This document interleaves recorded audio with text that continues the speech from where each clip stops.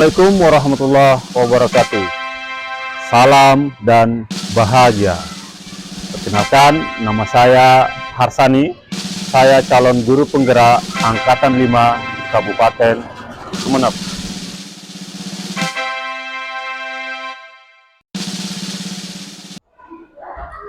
Assalamualaikum warahmatullahi wabarakatuh.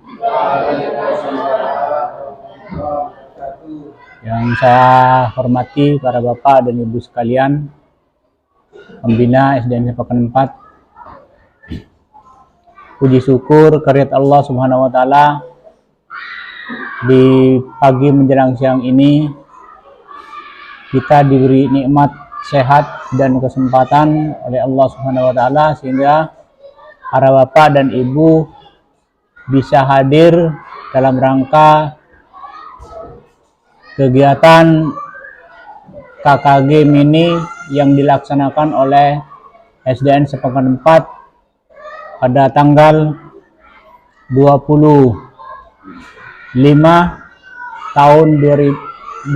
Agustus tahun 2022. KKG ini dalam rangka elaborasi pemahaman modul 1.4 tentang budaya positif yang akan disampaikan oleh nantinya Bapak Harsani rekan kita. Elaborasi ini tujuannya adalah memperkenalkan pemahaman modul 1.4 ini kepada teman sejawat dengan tujuan dapat melakukan refleksi atas praktek disiplin yang dijalankan selama ini dan dampaknya untuk murid-murid kita. Kemudian tujuan yang kedua, calon guru penggerak ini dapat menerapkan disiplin restitusi di posisi manajer minimal pemantau agar dapat menghasilkan murid yang bertanggung jawab, mandiri dan merdeka. Selanjutnya, tujuan yang ketiga, calon guru penggerak dapat menganalisis secara kritis, reflektif, dan terbuka atas penemuan diri yang didapatkan dari pembelajaran 5 posisi kontrol. Jadi harapan saya kepada teman-teman guru SDN Sepakan 4 ini mohon diperhatikan apa yang disampaikan dan nantinya ada saling perlu adanya refleksi umpan balik dari teman-teman terhadap kegiatan ini. Demikianlah pengantar dari saya selaku kepala sekolah SDN Sepakan 4 ini dan sekaligus akan membuka kegiatan KKG ini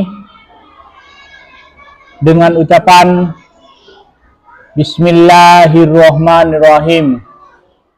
Resmi dibuka. Ya. Assalamualaikum warahmatullahi wabarakatuh.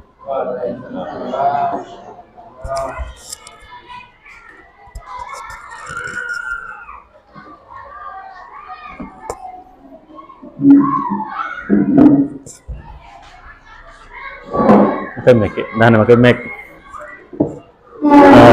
Baik. Bismillahirrahmanirrahim. Assalamualaikum warahmatullahi wabarakatuh. Yang terhormat Bapak Kepala Sekolah dan yang saya hormati Bapak Ibu Guru SDN Sepakan 4. Innal hamdalillah nahmaduhu wa nasta'inuhu wa nastaghfir wa na'udzu billahi min shururi anfusina sayyiati a'malina may yahdihillahu fala mudilla lahu wa may yudlil fala hadiyalah. Asyhadu an la ilaha illallah wahdahu la syarikalah wa asyhadu anna Muhammadan abduhu wa rasuluh. Segala puji bagi Allah pada kesempatan yang berbahagia ini. Saya diperkenankan oleh kepala sekolah kemudian memohon waktunya sebentar kepada Bapak Ibu guru hebat untuk kegiatan aksi nyata, yaitu pengimbasan dari modul terakhir dari modul 1, yaitu 1.4, yang mana teman-teman dari daratan memang berkelompok. Ada yang melaksanakannya di dinas, ada yang melaksanakannya di tempat-tempat megah. Tetapi karena saya satu-satunya di Kecamatan Sapekan, ya mau tidak mau saya harus tampil sendiri di depan untuk memberikan imbasan kepada teman sejawat. Pada modul 1.4 ini temanya adalah budaya positif. Saya melihat kalau budaya positif ini adalah klimaks dari modul 1 ini, mulai diajarkan dari prinsip, visi, kemudian nilai-nilai dari guru penggerak, kemudian sampailah kepada budaya positif. Budaya positif yang ada di lingkungan sekolah atau di dalam kelas kita masing-masing. Tentunya Bapak Ibu guru tidak akan asing untuk mendengar budaya positif ini. Hanya saja saya ingin suasana ini tidak terlalu tegang, mencair, karena yang diinginkan oleh saya adalah terjadinya komunikasi antara saya dengan Bapak Ibu guru. Karena di sini tidak ada istilah menggurui atau mengajar. Di sini kita sharing pemahaman. Ketika ada kesalahan, mohon kiranya untuk ditegur, dan ketika apa yang saya sampaikan benar, itu murni dari Allah Subhanahu wa Ta'ala. Pertama, pertanyaan pemantik.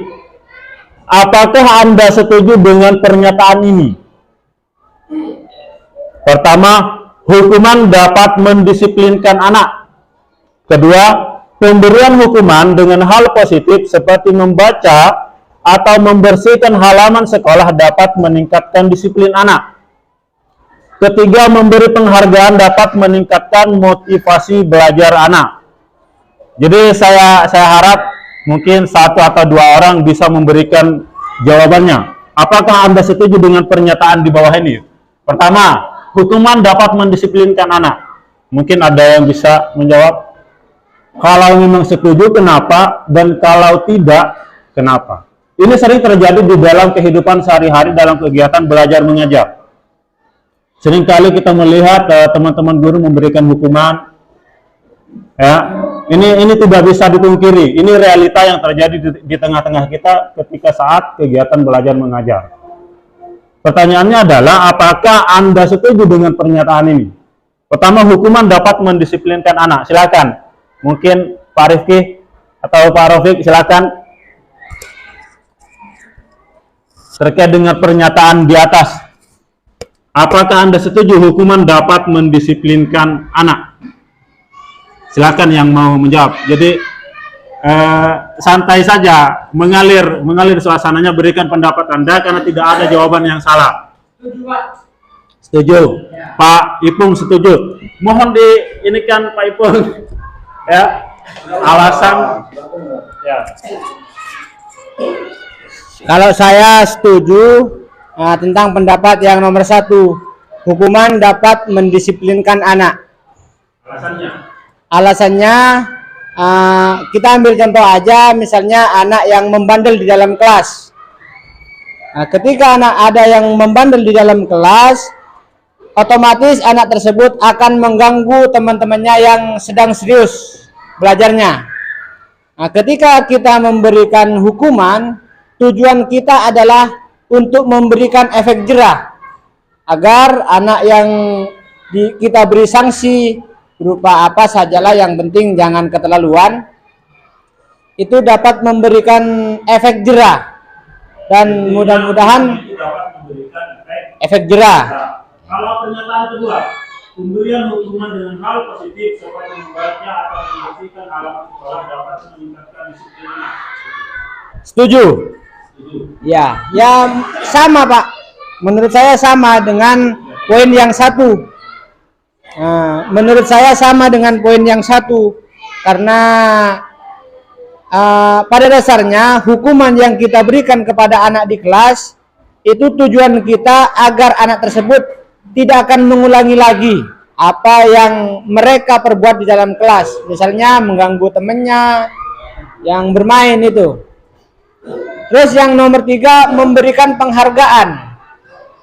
Memberikan penghargaan dapat meningkatkan motivasi belajar anak. Saya sangat setuju. Nah, penghargaan itu menurut saya tidak berupa hadiah ataupun barang ataupun benda, tapi kita memberikan bagus, itu juga menurut saya penghargaan. Karena apa? Karena ketika kita memberikan suatu motivasi seperti itu pada anak, otomatis bukan hanya anak itu saja, apalagi kita misalnya memberikan uang lah 1.000, ada siapa yang bisa? Saya Pak, oke, mana jawabannya? Ini. Oke, saya beri Pak 1.000 misalnya. Nah, itu nanti akan anak-anak yang tidak aktif di dalam kelas itu akan bangkit juga. Mereka akan, oh iya saya harus dapat. Seperti itu. Menurut saya seperti itu Pak. Terima kasih. Oke, bagus, luar biasa. Mungkin dari teman-teman yang lain ada yang mau menjawab. Oh, Pampang, ini guru senior kita nih. Silakan. Assalamualaikum warahmatullahi wabarakatuh. Kalau saya tidak setuju. Alasannya karena tingkat pola pikir anak itu, karakter anak itu masing-masing tidak sama. Antara kelas 1 dengan kelas 2, kelas 5 sampai kelas 6, ketika dia dijewer atau diberi hukuman itu tidak peduli dia dengan tingkahnya yang ada di kelas itu. Jadi alangkah baiknya kita cari solusi lain, bagaimana anak itu supaya lembut sama kita dekati dia atau kita panggil secara pribadi dia. Bagaimana cara kita untuk melihat karakter anak itu agar jangan sampai mengganggu temannya di kelas. Kalau saya, soalnya Pernyataan yang kedua Pak. Pernyataan kedua, setuju apa tidak? Pemberian hukuman dengan hal positif seperti membaca atau membersihkan halaman sekolah dapat meningkatkan disiplin anak. bisa saja itu kita lakukan itu. Positif itu saya setuju dengan itu. Setuju itu.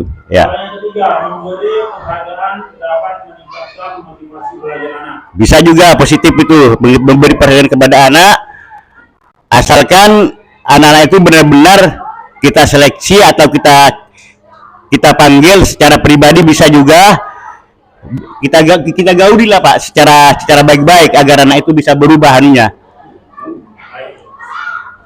karakternya. Ya. Oke, demikian tadi tanggapan dari Pak Saiful Rahman. Kalau Pak Saiful Rahman setuju dengan hukuman karena dapat memberikan efek jera kepada peserta didik. Sedangkan Pak Amin Jafar tidak setuju. Baik, tapi dalam elaborasi eksplorasi konsep ini ada beberapa materi yang akan nanti disampaikan.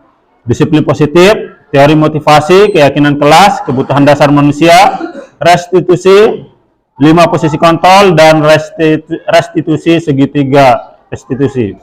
Ini nanti akan menjawab dari pernyataan yang tadi. Nah, kemudian saya ingin paradigma dari teman-teman, mungkin ada relawan 1 atau 2 orang, ada yang bertindak sebagai A dan ada yang bertindak sebagai B.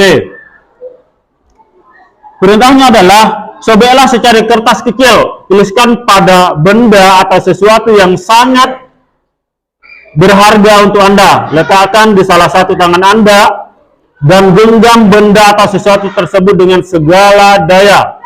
Buatlah sebuah kepalan. Teman Anda yang B akan mencoba dengan sekuat tenaga dengan berbagai cara untuk meminta Anda memberikan benda tersebut. Bisa membujuk, mengancam, menghardik, merayu, menyuap, apa saja agar dapat membuka kepalan tangan Anda. Jadi Pak Hendy mungkin bisa jadi relawan mengepal, ya Pak Hendy dengan Bu Momong mungkin meragakan ke depan, mengepal sesuatu yang menurut Anda berharga. Jadi tipe A, dan Bu Momong berupaya, Bu Fatimah berupaya bagaimana apa yang Anda genggam ini bisa dibuka dan diperlihatkan kepada beliau. Apapun caranya, bisa dipraktekkan Pak Hendy? Bisa. Ya silakan. Kalau memang bisa.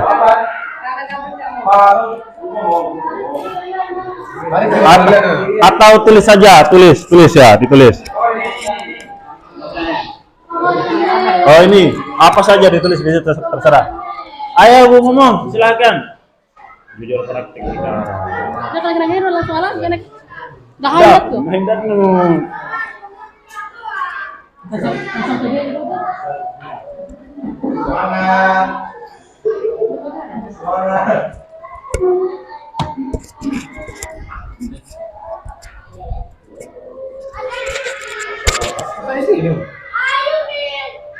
Nah, di sana ya kan. Dia encang. Oke, silakan.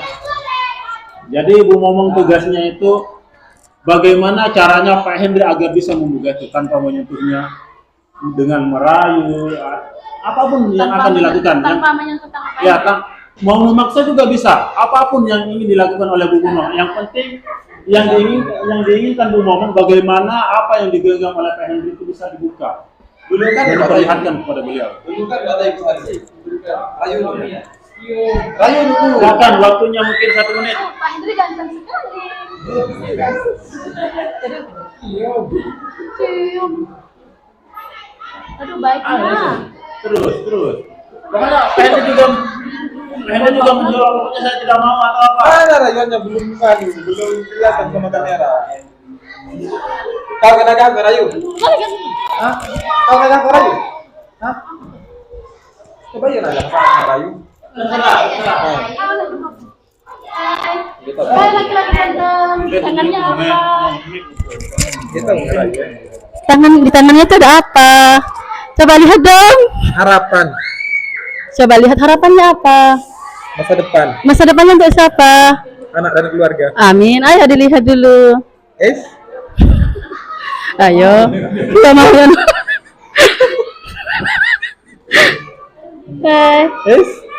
Saya kasih sesuatu nanti kalau kamu perlihatkan. Ada aja nanti, lihat aja nanti.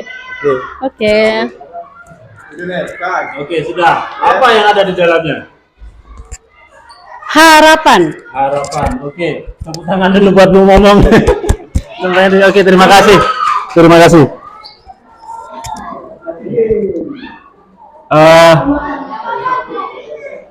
Yang pasti dalam melakukan adegan tadi, setiap manusia menginginkan memiliki sesuatu yang berharga yang dimilikinya, dan setiap orang pasti memiliki keinginan untuk memiliki sesuatu yang diinginkan oleh orang lain. Nah, pertanyaannya adalah paradigma apa yang ada di dalam pikiran kita?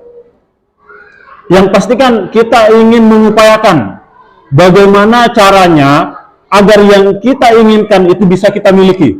Apapun caranya. Bahkan sampai kita melakukan tindak kekerasan misalnya. Seperti yang sering kita lihat, seorang perampok misalnya rela merampok, bahkan rela membunuh orang lain hanya demi keinginannya agar terpenuhi. Begitu pula dengan seorang guru. Guru mempunyai keinginan. Keinginannya apa? Keinginannya adalah untuk mencerdaskan generasi bangsa atau anak-anak kita. Ya, apapun caranya, apapun caranya akan dilaksanakan oleh guru. Tetapi nanti ada istilah pendekatan restitusi. Karena semua yang dilakukan guru itu tidak boleh lepas dari aturan-aturan atau cara-cara yang baik. Makanya ada istilah budaya positif.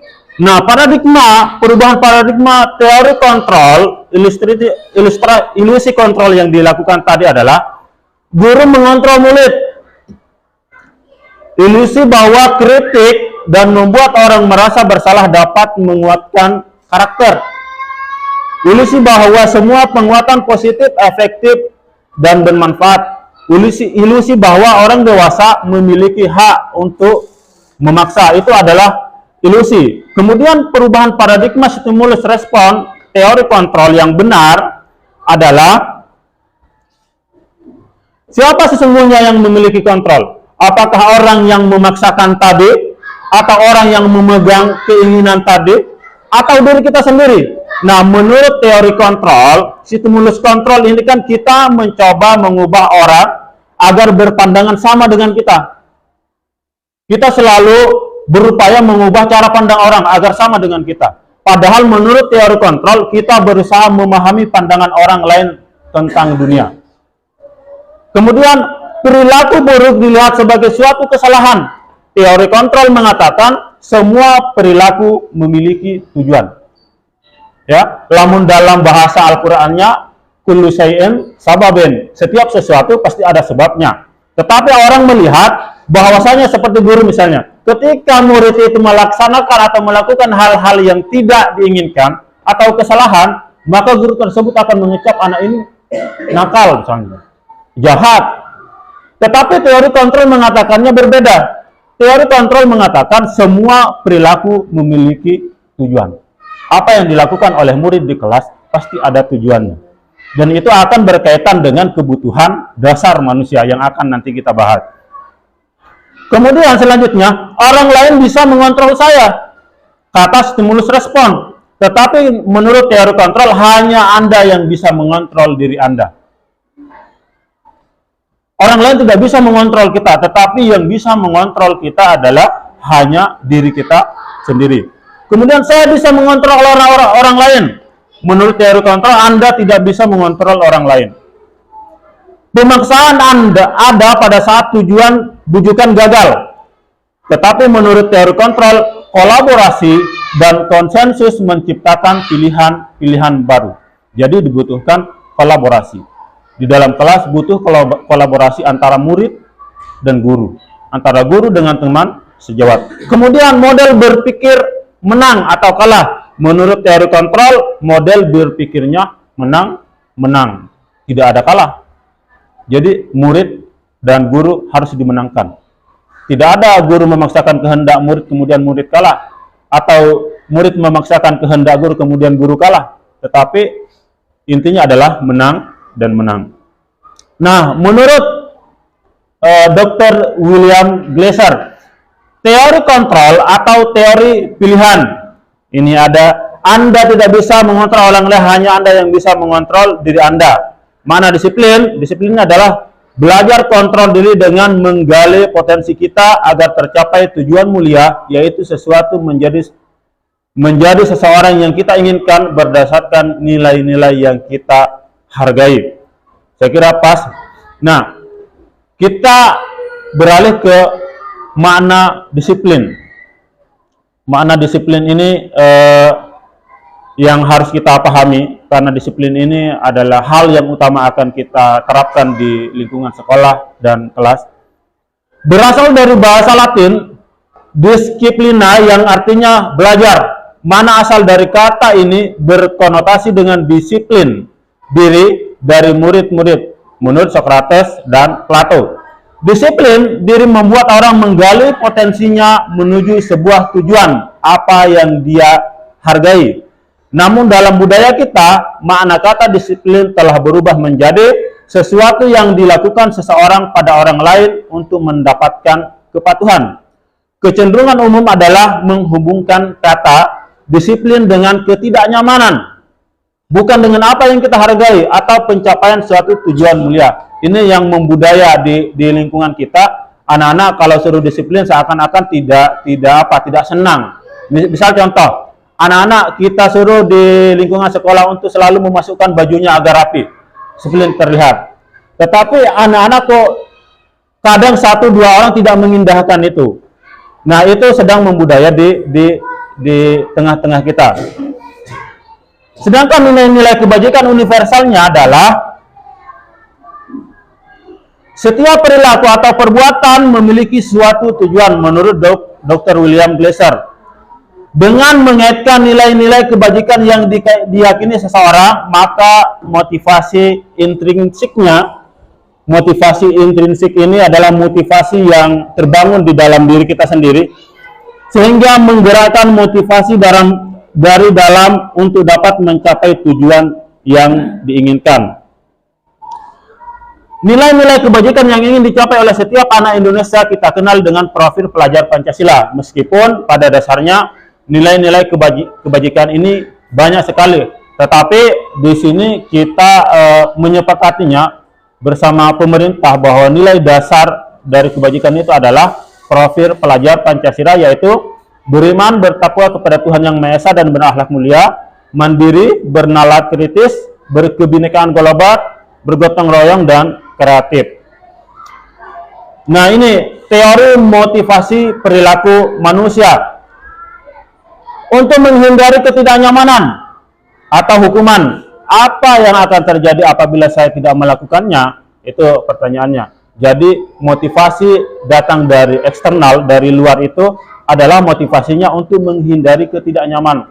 Jadi anak mau disiplin, kalau tekanannya dari luar, dari guru, dari kesepakatan sekolah misalnya, maka pertanyaan apa yang akan terjadi apabila saya tidak melakukan? Ini akan membuat psikologis dan mindset anak-anak selalu menaati kedisiplinan itu hanya karena takut untuk dihukum. Kemudian yang kedua, untuk mendapatkan imbalan dari orang-orang lain. Jadi misalnya kita sering kan, siapa yang masuk kelas duluan atau siapa yang datang sekolah duluan akan diberikan penghargaan. Seperti yang disampaikan Pak Ipung tadi, ketika kita akan memberikan penghargaan, maka mindset cara berpikir anak akan selalu berpikir kepada penghargaan. Dia tidak akan melakukan kedisiplinan kalau tidak ada penghargaannya.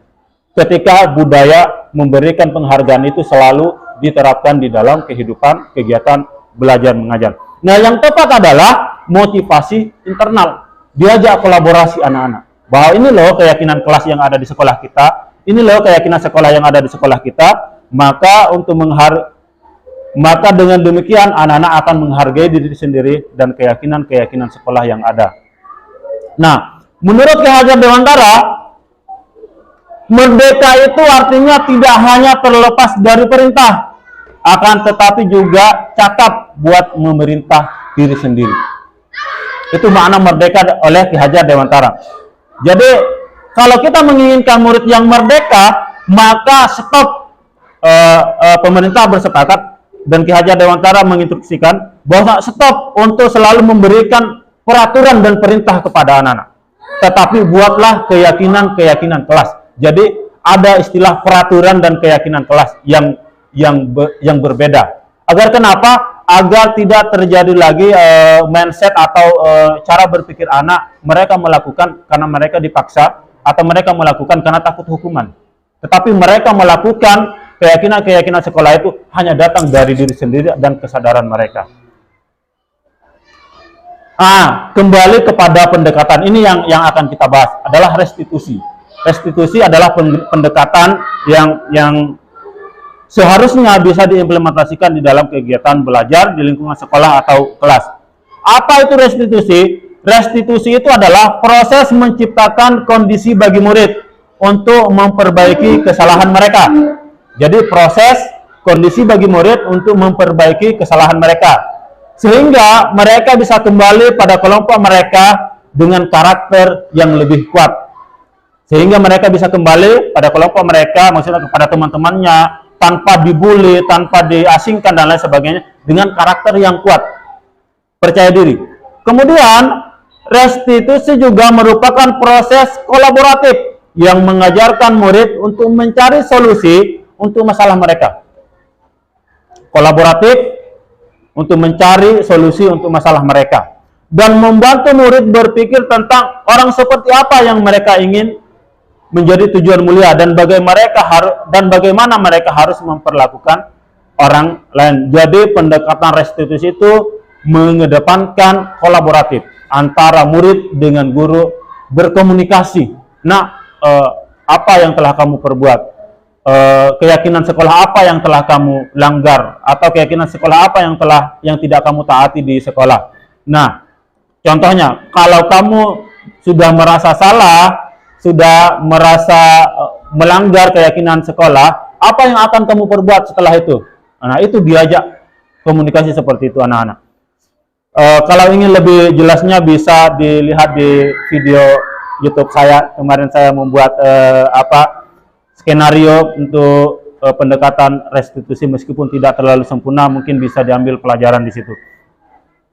Ciri-ciri restitusi bukan untuk menebus kesalahan, namun untuk belajar dari kesalahan.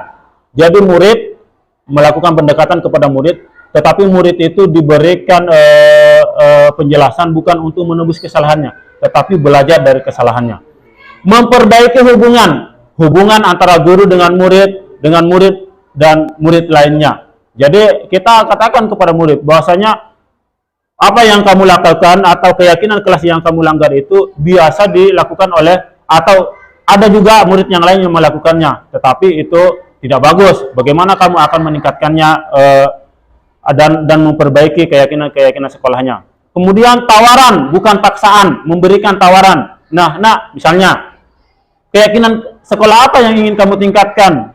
Bukan paksaan. Jadi kalau biasanya kita di kelas atau di sekolah, kamu harus pakai baju yang rapi misalnya. Kamu harus taat kepada aturan sekolah. Bukan seperti itu yang diinginkan oleh pendekatan restitusi itu, tetapi lebih ke tawaran kepada anak-anak, kepada peserta didiknya. Bahwasanya, ayo bagaimana kita bisa memperbaiki kesalahan kamu agar lebih bagus lagi. Bagaimana kita bisa meningkatkannya? Ayo kita sama-sama meningkatkannya. Jadi seperti itu yang diinginkan oleh pendekatan restitusi ini. Kemudian restitusi juga menuntun untuk melihat ke dalam diri. Restitusi juga mencari kebutuhan dasar yang mendasari tindakan. Restitusi diri adalah cara yang paling baik. Restitusi diri adalah artinya introspeksi diri, bahwa kita telah melakukan kesalahan dan bagaimana kita akan memperbaikinya. Kemudian restitusi fokus pada karakter, bukan tindakan. Ya, restitusi fokus pada karakter, bukan tindakan. Artinya karakter anak-anak dikuatkan, bukan tindakannya yang pokoknya karena kamu melanggar, kamu harus keliling atau kamu harus menaati perintah, kalau tidak kamu akan dihukum lebih berat lagi. Bukan itu yang diinginkan oleh restitusi ini, pendekatan restitusi ini. Dan setidaknya itu yang harus diimplementasikan di dalam kehidupan belajar dan mengajar. Kemudian restitusi fokus pada solusi. Restitusi mengembalikan murid yang berbuat salah pada kelompoknya. Karena sering kita lihat ketika murid berbuat salah pada kelompoknya, kemudian guru menghukum mereka, maka mereka akan merasa tidak nyaman untuk kembali ke dalam lingkungan kelas. Karena merasa malu, karena merasa berbuat salah dan lain sebagainya. Maka restitusi itu mengembalikan murid yang berbuat salah pada kelompoknya. Oke, Bapak Ibu yang hebat. Kemudian selanjutnya keyakinan kelas. Ada istilah keyakinan kelas. Kalau kita biasa kenal dengan peraturan kelas, ya. Kita biasa mengenal dengan istilah peraturan. Mengapa tidak peraturan saja? Mengapa harus keyakinan kelas? Jadi saya juga baru mengetahui kalau ada istilah keyakinan kelas. Yang kita pahami kan selama ini, kalau saya pribadi, bahwasanya setiap kelas itu punya aturannya sendiri. Setiap sekolah punya aturannya sendiri. Ternyata menggunakan istilah peraturan itu saya tidak mengatakannya salah, tetapi kurang bagus untuk dunia pendidikan. Ada istilah yang mungkin bagus, yaitu keyakinan kelas atau keyakinan sekolah. Karena kenapa? Kalau kita menggunakan istilah peraturan ini lebih kepada anak-anak untuk dipaksakan. Kamu harus begini loh, kamu harus seperti ini loh. Tetapi untuk keyakinan kelas itu lebih kepada kesepakatan antara murid dan guru. Ayo anak-anak, misalnya saya jadi guru agama di sekolah kita, saya mengatakan kepada anak-anak, setiap pelajaran agama kalian membawa Al-Quran. Apakah kalian setuju atau apakah kalian tidak keberatan? Tidak, Pak. Jadi kita sepakati ya untuk keyakinan kelas kita bahwa setiap pelajaran Bapak kalian harus membawa Al-Quran, seperti itu. Tetapi kalau peraturan langsung ditegaskan, pokoknya setiap pelajaran Bapak kalian bawa Al-Quran, kalau tidak bawa Al-Quran ada hukumannya, seperti itu. Kemudian, nah ini yang sering kita lakukan, peraturan kelas itu lingkupnya sangat kecil dan dampaknya dampak negatifnya banyak. Sedangkan keyakinan kelas ketika dilakukan akan lingkupnya sangat besar, akan membuat lingkungan positif. Ketika lingkungan positif terbangun di antara kelas satu dan kelas yang lain, kemudian melingkup ke ranah sekolah, akan menjadi budaya positif di lingkungan sekolah kita. Nah, selanjutnya, yang mana yang merupakan keyakinan kelas dan mengapa? Silakan, Bapak Ibu guru. Di sini ada warna hijau dan warna putih. Kesepakatan kelas. Yang dimaksud keyakinan kelas itu yang mana? Kira-kira yang mana? Silakan, yang mana yang merupakan keyakinan kelas dan mengapa? Silakan, mungkin Pak Rafiq, Pak Rifki dan lain sebagainya. Datang tepat waktu mengucapkan salam. Kan harus seperti itu kan? Datang tepat waktu harus dan mengucapkan salam. Kami guru dan murid yang saling menyayangi. Menjaga kebersihan sekolah, kami murid yang semangat belajar. Aktif dalam pembelajaran, kami murid yang peduli dengan teman-teman. Dan tertib misalnya. Ya, menurut Bapak Ibu guru SDN Sapekan 4 yang hebat-hebat ini, yang merupakan keyakinan kelas itu yang mana? Ya kan sering terjadi di lingkungan sekolah kita. Yang menurut Bapak Ibu guru keyakinan kelas itu yang mana? Ya. Kan ada apa? Peraturan, ada keyakinan. Yang peraturan yang mana, yang keyakinan kelas yang mana? Hah?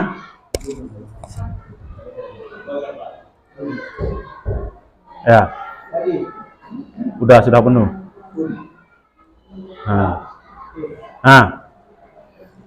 Yang keyakinan kelas yang mana, yang peraturan yang mana? Silakan. Pak Rafiq mungkin bisa menjawab keyakinan kelas yang mana dan peraturan kelas yang mana, bisa diberikan alasannya seperti apa? Ayo Pak Rafiq, silakan. Pak Rafiq.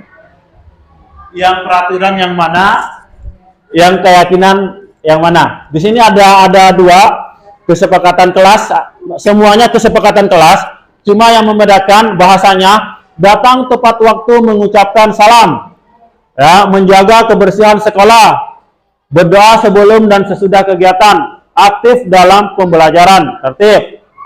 Kesepakatan kelas di sebelahnya, kami guru dan murid yang saling menyayangi, kami murid yang bersemangat belajar, kami murid yang peduli dengan teman-teman. Ya, menurut Bapak Ibu guru, yang keyakinan kelas yang mana dan peraturan kelas itu yang mana dan kenapa? Silakan, Pak Asmi. Silakan, Pak Asmi. Bismillahirrahmanirrahim. Assalamualaikum warahmatullahi wabarakatuh. Kalau menurut saya untuk yang di sebelah kiri ya, yang ini Pak ya, yang warna hijau. Yang warna hijau itu menurut saya itu masuk ke dalam kriteria peraturan atau tata tertib. Untuk yang berwarna kuning itu kesepakatan kelas. Kenapa saya katakan itu yang berwarna hijau merupakan suatu peraturan? Kalau kita lihat dari bahasanya itu sifatnya mengikat ya. Kalau peraturan itu sifatnya mengikat, jadi anak cenderung untuk melakukannya dan apabila melakukannya akan mendapatkan sanksi. Untuk yang kesepakatan kelas yang berwarna kuning, dilihat dari bahasanya itu sudah ada komunikasi antara guru dengan murid bahwa itu merupakan suatu kesepakatan antara guru dengan murid. Misalnya kalau kita lihat yang A, kami guru dan murid yang saling menyayangi, itu artinya sudah ada komunikasi yang baik antara guru dan murid untuk menyepakati ya, menyepakati bahwa kita di lingkungan sekolah atau di lingkungan kelas itu merupakan satu keluarga. Kemudian yang B, kami murid yang semangat belajar, itu juga termasuk kesepakatan. Dan yang C juga seperti itu ya. Terima kasih. Assalamualaikum warahmatullahi wabarakatuh. Waalaikumsalam warahmatullahi wabarakatuh. Oke, mungkin ada yang lain? Pak Sudarsono mungkin. Jadi baik, benar sekali apa yang disampaikan oleh Pak Hasmi, bahwasanya yang dimaksud dengan peraturan kelas adalah yang di kolom sebelah kiri atau sebelah kanan saya yang berwarna hijau, dan keyakinan kelas, kesepakatan kelas yang berbentuk keyakinan kelas adalah yang pada kotak warna putih, karena bahasanya lebih kepada kolaborasi, kesepakatan antara murid dan guru. Nah, selanjutnya nih ada peraturan. Selalu kembalikan buku ke tempatnya. Kira-kira nilai keyakinan kelasnya di sini apa? Nilai keyakinan kelas. Selalu kembalikan buku kepada tempatnya. Dilarang mengganggu orang lain. Selalu dilarang mengganggu orang lain. Keyakinannya, nilainya apa di sini? Keyakinan kelas. Ini jawabannya. Selalu kembalikan buku ke tempatnya. Nilai keyakinannya adalah tanggung jawab. Dilarang mengganggu orang lain. Keyakinan kelasnya adalah menghormati orang lain. Hadir di sekolah 15 menit sebelum pembelajaran dimulai. Keyakinan kelasnya adalah menghormati orang lain dan berkomitmen. Dilarang melakukan kekerasan. Keyakinan kelasnya adalah keselamatan dan menghormati orang lain dan lain sebagainya. Kemudian selanjutnya, perubahan pada modul 1.4 ini, penambahan materi pada dihukum oleh penghargaan. Yang semula ada 5 unsur atau hasil riset menjadi 8. Pengaruh jangka pendek dan jangka panjang, penghargaan menghukum, penghargaan mengurangi ketepatan, penghargaan tidak efektif, dan penghargaan merusak hubungan. Dihukum oleh penghargaan, penghargaan menurunkan kualitas. Ini tadi yang disampaikan oleh Pak Ipung, kalau setuju, kalau anak-anak ketika diberikan penghargaan akan meningkatkan kualitasnya, ternyata dihukum oleh penghargaan itu menurunkan kualitas. Karena anak-anak akan fokus kepada penghargaan, bukan peningkatan kualitasnya. Kemudian penghargaan mematikan kreativitas.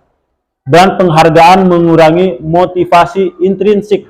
Jadi anak-anak itu melakukan sesuatu tidak termotivasi dari dalam dirinya, dari kesadarannya. Tetapi karena termotivasi ada hadiahnya.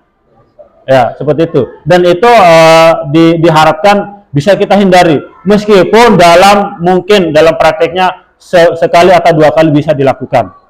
Tetapi alangkah baiknya ketika jangan sering-sering.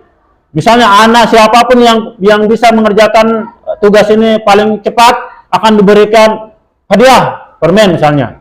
Jadi anak-anak hanya fokus kepada hadiahnya, bukan kepada kualitas apa yang dikerjakannya. Jadi kita berikan PR, misalnya, siapa yang bisa menghasilkan duluan selesai besok itu akan diberikan hadiah. Jadi anak-anak fokus kepada hadiahnya, bukan kepada kualitas yang dikerjakannya. Atau kita berikan proyek, anak-anak kalian membuat kolase misalnya, siapa yang pertama kali selesai akan mendapatkan hadiah.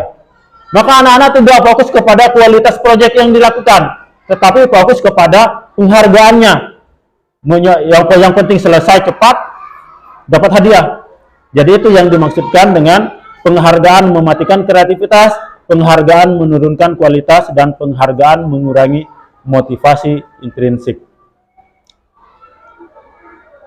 Nah ini, tindakan guru, coba diperhatikan. Mencatat 100 kali di dalam buku kalimat, di dalam buku kalimat, saya tidak akan terlambat lagi karena terlambat ke sekolah. Jadi anak murid misalnya diberikan hukuman mencatat, diberikan hukuman itu mencatat 100 kali dalam bukunya karena terlambat ke sekolah. Ini masuk kepada hukuman apa konsekuensi? Kalau saya paham konsekuensi logis. Konsekuensi logis. Kalau lari mengelilingi lapangan basket 2 kali karena terlambat hadir di sekolah, ini hukuman apa konsekuensi? Hukuman. Murid diminta untuk push up 15 kali karena tidak menggunakan masker ke sekolah. Hukuman. Menggantikan kertas tugas teman yang telah dicoret-coret. Konsekuensi apa hukuman? Konsekuensi. Sepakat konsekuensi. Apa Bu Momong? Menggantikan kertas tugas teman yang telah dicoret-coret. Itu masuk hukuman apa konsekuensi? Konsekuensi. Membersihkan tumpahan air di meja tulis karena tersenggol pada saat belajar, itu hukuman apa konsekuensi? Konsekuensi. Murid disuruh untuk mengenakan sepatu seharian di sekolah karena tidak mengenakan sepatu hitam. Murid disuruh untuk mengenakan sepatu seharian di sekolah karena tidak mengenakan sepatu hitam.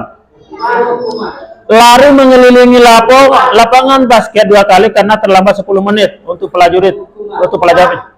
Nah, ini yang jawabannya. Benar. Hukuman, konsekuensi, hukuman, konsekuensi. Apa perbedaan hukuman dan konsekuensi? Nah, ini perbedaannya. Kalau hukuman, sesuatu yang menyakitkan harus terjadi. Kalau konsekuensi, pokoknya harus ada sesuatu yang terjadi. Kalau hukuman membuat anak sakit, fisik maupun hati, untuk jangka waktu lama. Kalau konsekuensi membuat anak merasa tidak nyaman dalam jangka waktu pendek. Nah, mungkin konsekuensi anak-anak tidak nyaman diberikan konsekuensi, tetapi waktunya tidak panjang. Dia tarik dendam, lagi, apalagi sampai anak-anak di luar sekolah bagi tahan kalebah kan. Itu kan itu mungkin dari hukuman ya. Anak-anak melihat gurunya sambil dibawakan senjata tajam karena ada mungkin pernah melakukan sebuah hukuman kepada murid, dan itu akan menjadi dendam ya. Anak membenci kedisiplinan karena sering dihukum, padahal hukuman itu kata Pak Ipung akan memberikan efek jerah pada dia. Karena sering dihukum melanggar hingga akhirnya dia benci disiplin. Anak menghargai disiplin kalau konsekuensi. Kalau hukuman paksaan, kalau konsekuensi stimulus tanggapan. Kalau hukuman mendorong anak menyakiti diri sendiri, kalau konsekuensi mendorong anak agar mudah menyesuaikan diri. Kalau hukuman konsep diri yang buruk, konsekuensi konsep diri yang baik, karena dengan konsekuensi mereka mulai memperbaiki dirinya. Kalau hukuman biasanya mungkin 1-2 orang yang memperbaiki diri, tetapi kalau sering memberikan hukuman, apalagi hukumannya berat, anak-anak tambah nakal karena di dalam hatinya sudah sakit. Anak belajar untuk menyembunyikan kesalahan. Ya, anak belajar untuk mematuhi peraturan. Ya, kalau sering dihukum, jadi suka berbohong anak-anak, meskipun tidak melakukannya, dikatakan ya saya melakukannya Pak, untuk menghindari hukuman tersebut. Tetapi untuk konsekuensi, mungkin anak akan jujur karena konsekuensi yang diberikan tidak akan menciderai dia atau membuat hatinya sakit atau fisiknya sakit. Kemudian marah, rasa bersalah, dipermalukan, merasa tidak dihargai. Kalau konsekuensi, kehilangan hak, dibuat tidak nyaman, diasingkan untuk sementara. Nah ini identitas gagal hukuman dan identitas sukses konsekuensi dan restitusi. Kemudian selanjutnya, ini yang menurut saya kemarin saya bahas dengan Pasmi, bahwasanya manusia itu punya kebutuhan dasar. Jadi setiap apa yang dilakukan anak di dalam kelas atau di lingkungan sekolah itu mempunyai tujuan. Nah, kalau kita sebagai guru tidak bisa membaca dari kebutuhan dasar manusia ini, maka kita akan selalu marah kepada anak. Misalnya, ketika anak melakukan kesalahan di kelas, yang kita inginkan kan anak-anak itu harus tertib, harus sesuai dengan keinginan kita di kelas, sementara anak-anak tidak seperti itu, maka kita akan marah. Tetapi tanpa menganalisa atau mencari tahu kebutuhan dasar apa yang tidak dipenuhi oleh anak ini. Nah, kebutuhan dasar apa saja? Nih, bertahan hidup yang pertama, baik itu makanan, tempat, dan lain sebagainya. Ini bentuknya fisik. Anak-anak butuh bertahan hidup. Anak-anak di rumah misalnya ke sekolah belum sarapan. Pas nyampe sekolah lemes, pas nyampe sekolah ngantuk dan lain sebagainya karena belum sarapan. Ini kebutuhan dasarnya sarapan. Sementara guru memerintahkan mereka untuk selalu aktif di dalam kelas, menginginkan murid itu untuk selalu aktif dan mentaati dan memperhatikan gurunya di depan kelas. Sementara kebutuhan dasarnya tidak terpenuhi. Anak belum sarapan berangkat ke sekolah. Nah, itu yang harus diperhatikan. Makanya dibutuhkan kolaboratif tadi, komunikasi dengan anak murid. Kemudian kasih sayang dan rasa diterima. Jadi kadang anak-anak itu merasa di dalam kelas itu diacuhkan atau misalnya anak-anak ada satu siswa pelajaran matematika, dia tidak paham tentang pelajaran matematika, kemudian diberikan tempat yang berbeda atau kelompok yang berbeda, mereka merasa tidak diterima di kelompok itu, dan mereka membutuhkan kebutuhan dasar kasih sayang ini. Sehingga apa yang terjadi? Yang terjadi adalah di dalam kelas dia akan semakin malas, tidak memperhatikan. Kemudian kesenangan, murid juga butuh kesenangan, ya. Jadi ketika di dalam kelas, ketika murid itu tidak merasakan malas ketika ketika pelajaran tidak memperhatikan dan lain sebagainya, karena murid tidak merasa senang misalnya. Itu dibutuhkan bahwasanya murid juga butuh kesenangan dan penguasaan. Nah, biasanya ini murid selalu bisanya kita membuat kelompok kelas, kelompok. Ada murid yang mengatakan, "Pak, saya yang jadi ketua kelompok, Pak." Kemudian gurunya tidak menunjuk murid yang lain. Karena murid ini butuh penguasaan di dalam kelas itu hingga akhirnya dia malas belajar. Aku dipugai ketua kelompok. Jadi itu perlu diperhatikan. Kalau memang yang ditunjuk ada oleh seorang guru ini orang yang tepat, maka butuh kolaboratif, komunikasi kepada murid. Kenapa dia tidak ditugaskan menjadi ketua kelompok dan lain. Kemudian kebebasan.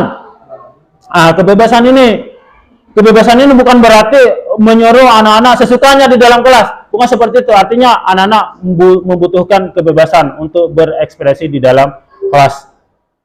Kemudian selanjutnya 5 posisi kontrol. 5 posisi kontrol. Ini yang mana ini Bapak Ibu-ibu ini? Ada penghukum, pembuat orang merasa bersalah, ada teman, pemantau, dan manajer. Kalau saya pribadi penghukum iya, pembuat orang merasa bersalah iya, menjalin membuat anak-anak seperti teman iya. Tapi perlu dipahami, guru berbuat, misalnya menghukum, menghadik, menunjuk, dan menyakiti atau menyindir. Kalau pembuat merasa bersalah, berceramah, pengulahan anak-anak, jadi akhirnya merasa bersalah sama dirinya. Dan mengatakan seharusnya, misalnya, ibu kecewa kepada kamu, karena kamu seharusnya seperti ini, tetapi kamu tidak seperti ini, misalnya.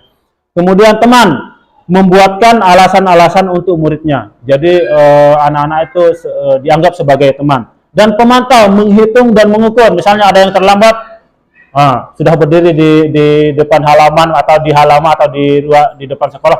Ayo sini kamu ini kamu tahu tidak ini sudah jam berapa? Misalnya jam 7:15 menit. Jam masuk jam berapa? Jam 7, Pak. Berarti kamu terlambat berapa menit? 15 menit, Pak. Ini sifat pemantau. Nah, kalau manajer mengajukan pertanyaan. Nah, kenapa kamu terlambat? Nah, tahu tidak hari ini atau sekarang jam berapa? Tahu tidak kamu terlambat berapa menit? Ya, jadi seperti itu kalau manajer.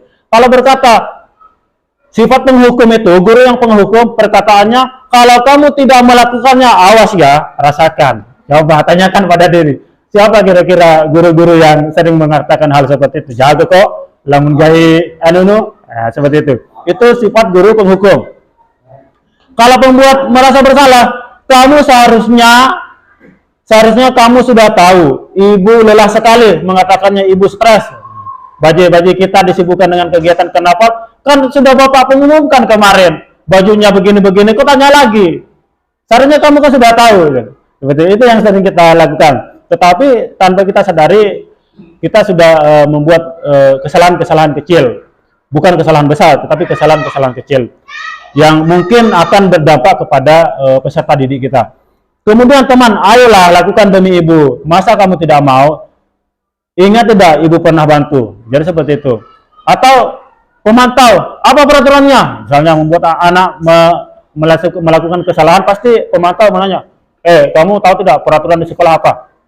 Seperti itu. Kalau manajer, apa yang kita yakini? Apa yang bisa kamu kerjakan untuk memperbaiki masalah ini? Jadi ketika anak-anak melakukan kesalahan, guru yang bertindak sebagai manajer akan menanyakan apa yang kamu yakini tentang kesepakatan sekolah misalnya.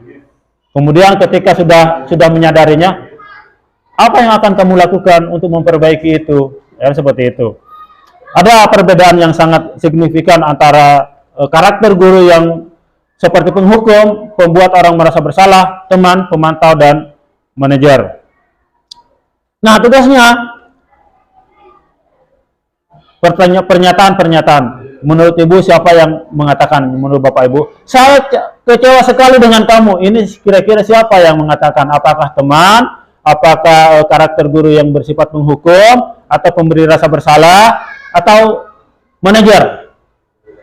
Saya kecewa sekali dengan kamu. Apa Pak Rifki? Pemberi rasa bersalah. Kamu tidak pernah benar melakukannya. Ini siapa yang mengatakannya? Kamu tidak pernah benar melakukannya. Lamun bahasa kita, ndang ge tahu malah lindungan jamu. Ndang ge tahu malah sekolah mundu barahan. Sering kita dengarkan perkataan guru seperti itu. Nah, kira-kira siapa yang mengatakannya nih? Penghukum kah? Hah? Penghukum kata Pak Dono. Penghukum. Ayo lakukan demi ibu bapak. Ini siapa yang melakukannya? Teman, manajer, atau pemantau? Ayolah apa? Lakukan demi ibu bapak. Apa Bu Marwah? Manajer kata Bu Marwah. Pemantau kata Bartami. Apakah kamu mendapatkan stiker bintang hari ini? Apakah kamu mau mendapatkan stiker bintang hari ini? Apa? Manajer kata Bu Marwah. Apa Pak Rafiq? Bagaimana kamu bisa menyelesaikan masalah ini? Manajer kata Pak Rafiq. Kamu selalu yang paling terakhir. Pemantau. Ini bentuk, sebenarnya ini bentuk refleksi diri bahwa ini perkataan ini mungkin menyikapi diri kita sendiri. Nah, ini jawabannya.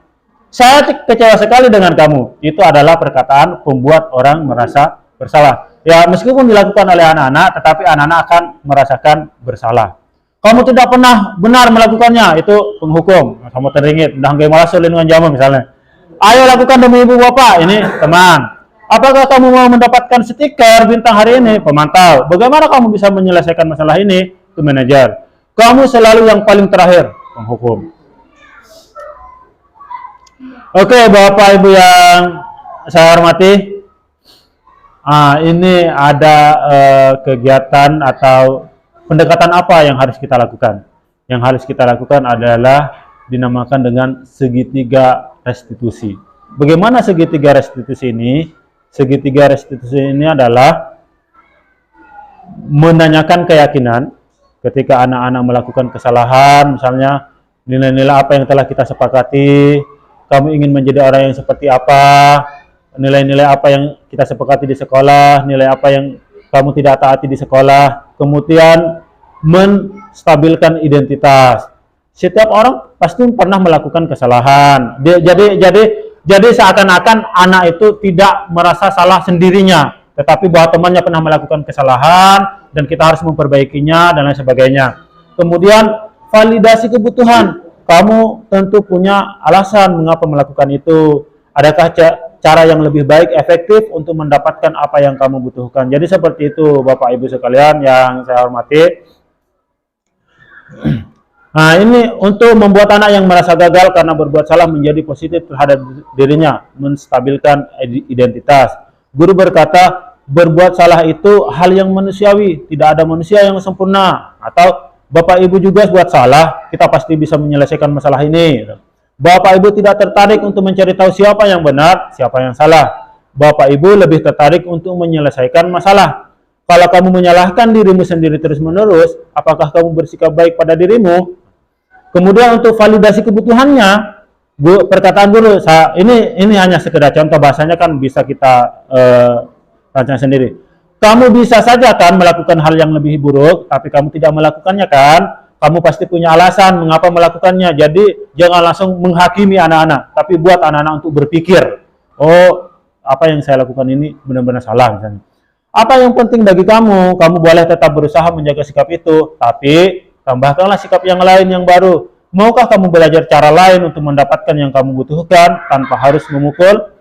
Apakah kamu bisa melakukan dengan lebih baik? Besok lagi, nah seperti itu. Kemudian menanyakan keyakinan. Keyakinan ini adalah kesepakatan sekolah kita. Jadi buat kesepakatan sekolah masing-masing, kesepakatan kelas dengan murid, agar murid paham, oh ini loh kesepakatan kelas kita yang saat ini belum kita lihat di sekolah kita atau di kelas kita masing-masing. Kesepakatan kelas kita apa di kelas kita masing-masing. Saya kira baik kiranya ketika kita menyepakati keyakinan kelas masing-masing agar anak-anak juga tahu, oh ini loh keyakinan kelas kita masing-masing yang harus kita taati. Baik, sekedar sebelum saya akhiri, ini mungkin ada refleksi. Saya menginginkan mungkin satu atau dua orang dari Bapak Ibu guru yang merefleksikan apa yang saya sampaikan tadi. Nah, pertanyaan panduannya untuk refleksi, hal baru apa yang mengubah paradigma saya yang saya dapatkan? Kedua, perasaan apa yang muncul selama mengikuti sesi ini, khususnya mengenai makna disiplin dan motivasi intrinsik. Ketiga, peran Among seperti apakah yang saya telah lakukan selama mengikuti modul ini, atau saya akan menjadi Among yang seperti apakah setelah mengikuti modul ini. Silahkan Bapak Ibu Guru mungkin bisa merefleksikan apa yang kita, atau apa yang saya sampaikan tadi. Mungkin satu atau dua orang. Silahkan.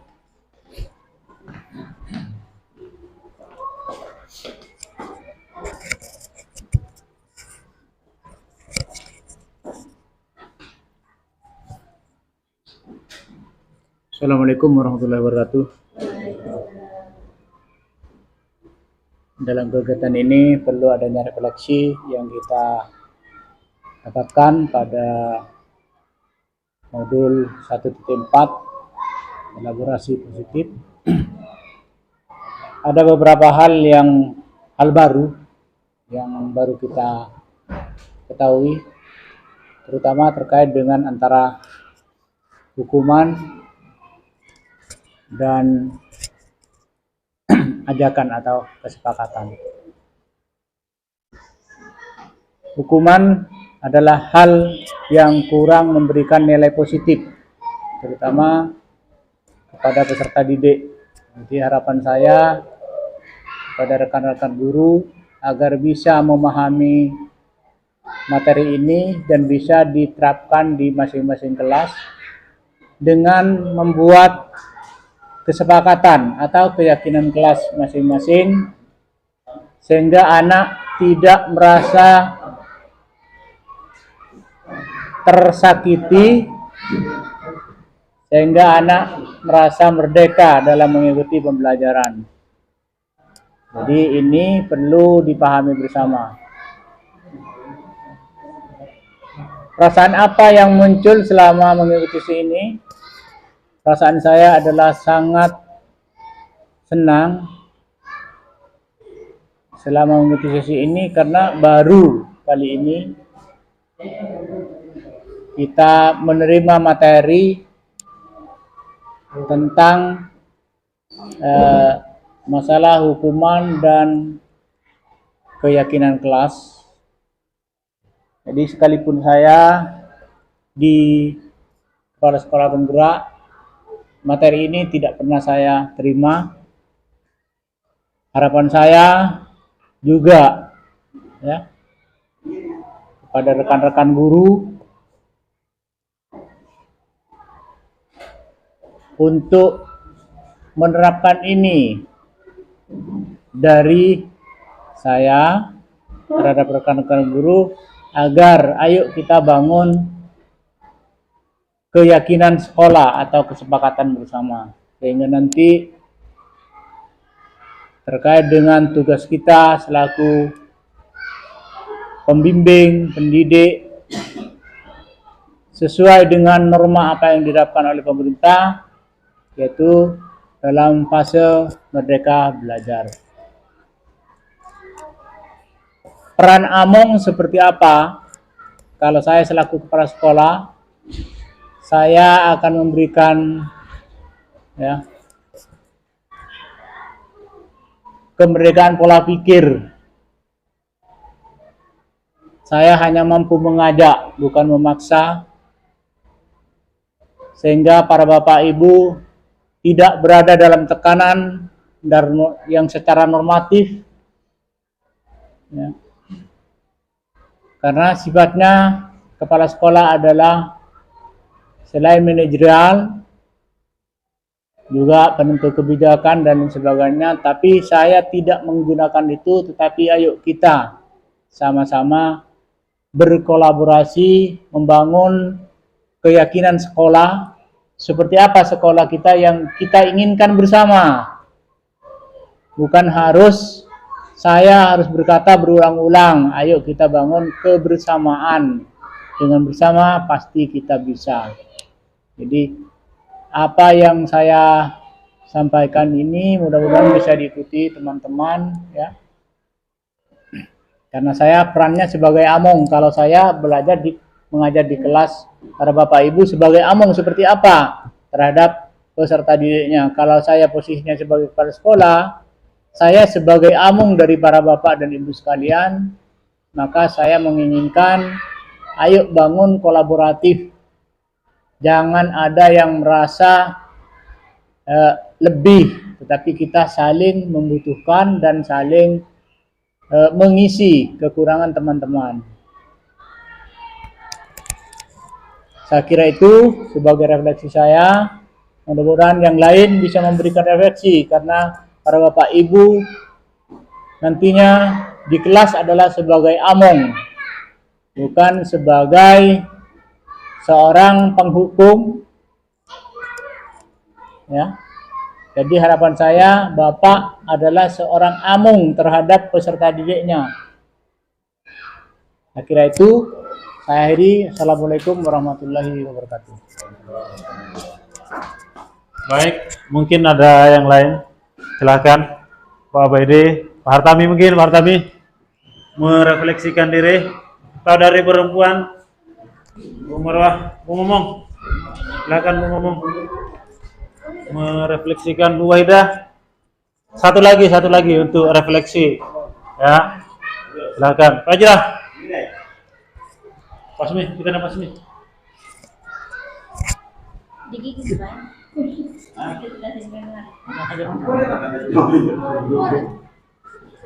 Bismillahirrahmanirrahim. Assalamualaikum warahmatullahi wabarakatuh.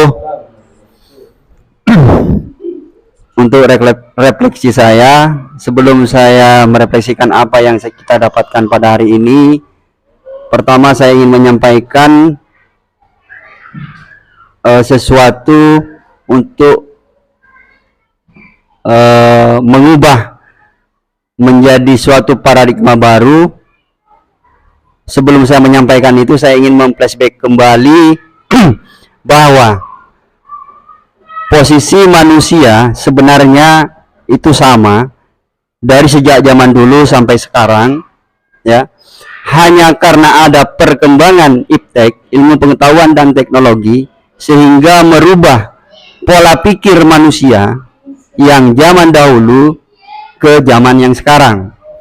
Oleh karena itu, seiring dengan perkembangan zaman, pendidikan juga akan mengikuti sesuai dengan apa yang terjadi di masa sekarang ini.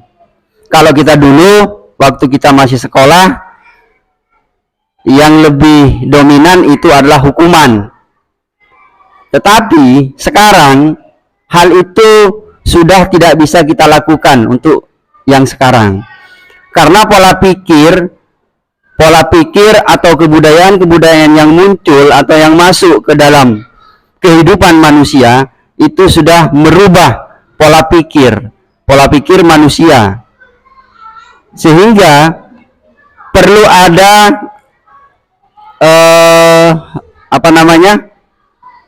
suatu paradigma baru yang bisa menuntun bagaimana anak didik kita merasa terbebaskan dengan hukuman-hukuman yang menjadikan mereka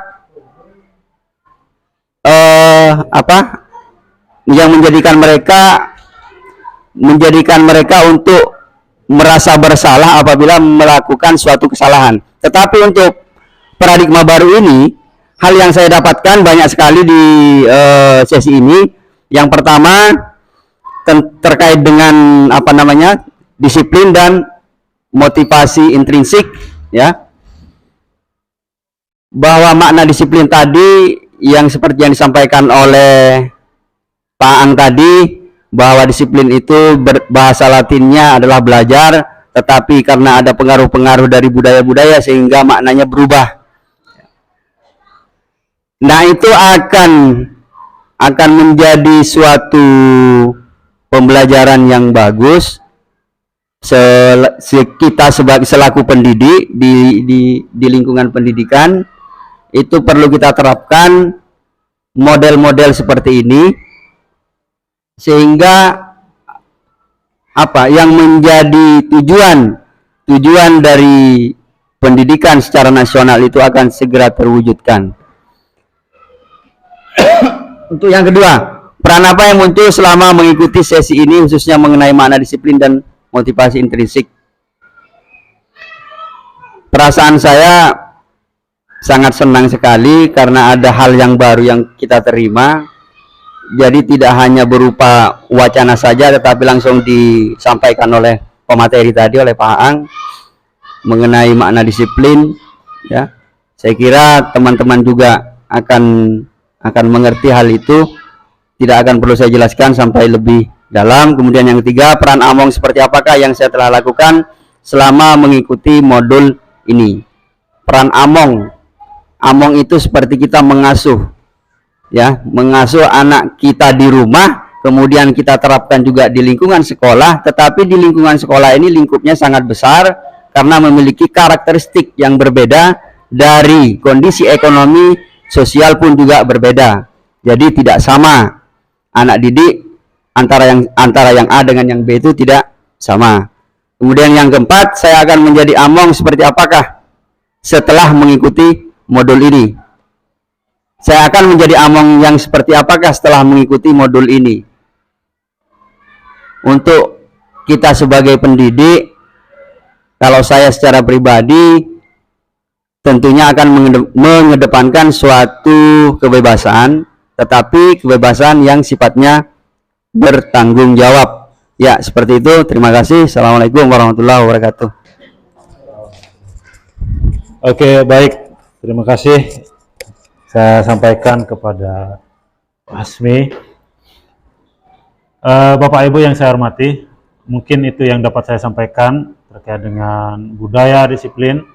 Harapan kita bersama adalah bagaimana budaya disiplin ini benar-benar bisa diterapkan, meskipun tidak sekaligus, tapi secara perlahan-lahan kita mengevaluasi dan memperbaiki keyakinan-keyakinan sekolah, keyakinan-keyakinan kelas, dan karakter dari guru, mulai dari penghukum, pembuat rasa bersalah, kemudian pemantau, sampai ke tingkat ideal. Karena memang tidak akan semudah membalikan telapak tangan menjadi seorang manajer, guru yang berperilaku sebagai manajer, tetapi akan membutuhkan proses.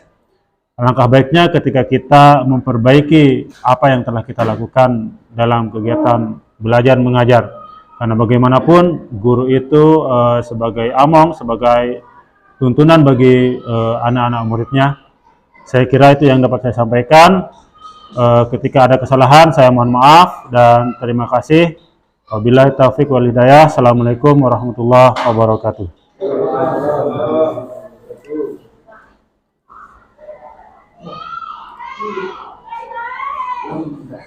Iya, Pak. Itu